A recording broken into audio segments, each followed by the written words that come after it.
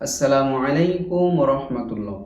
সম্মানিত দর্শক শ্রোতা, আজকে আমরা আলোচনা করব ইসলামের সৌন্দর্য কিসে।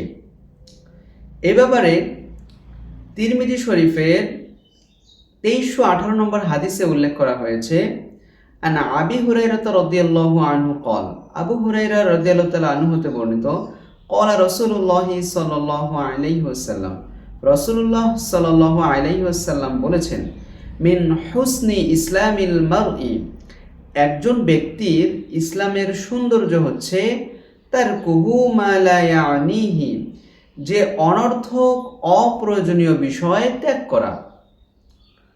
এই হাদিসের মাধ্যমে আমরা তিনটি শিক্ষা পাই।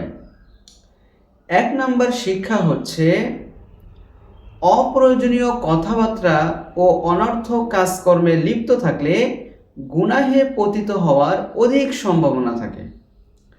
দুই নম্বর শিক্ষা হচ্ছে মানুষকে উদাসীন করে রাখার জন্য অপ্রয়োজনীয় কথাবার্তা কাজকর্ম শয়তানের অন্যতম একটি অস্ত্র। তৃতীয় নম্বর শিক্ষা হচ্ছে অনর্থক ও অপ্রয়োজনীয় কথাবার্তা ও কাজকর্ম থেকে যদি বিরত থাকা যায় তাহলে মুসলিমরা পরিপূর্ণ সফলতা অর্জন করতে পারবে।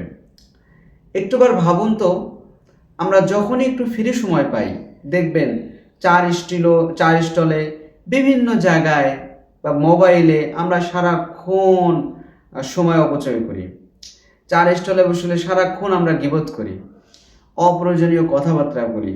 অথচ এই অপ্রয়োজনীয় বিষয় ত্যাগ করাটাই হচ্ছে ইসলামের সৌন্দর্য একটা বিষয়।